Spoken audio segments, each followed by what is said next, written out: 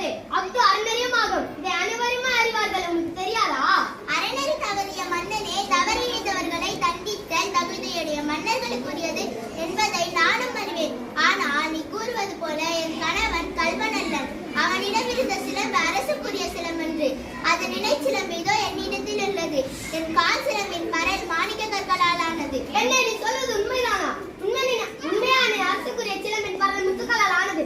ஆண்டவர் நின்று அவை தன்னிலே எல்லாருக்கும் உண்மையை உணர்த்துகிறேன். யார் அங்கே? கோலனிலிருந்து பெற்ற அச்சிலம்பை இங்கு கொண்டு வா. நீதி தவறாதவன் என்று உன்னை கூறிக்கொள்ளும் மன்னனே, ஒரு தவறும் செய்யாத என் கணவனை அநியாயமாக கொன்றது உன் அறநெறிக்கு இழுக்கு என்று இதோ மெய்ப்பிக்கிறேன். இங்கே பார். பெண்ணே, இதோ உன் கணவனிடமிருந்து கைப்பற்றிய சிலம்பு.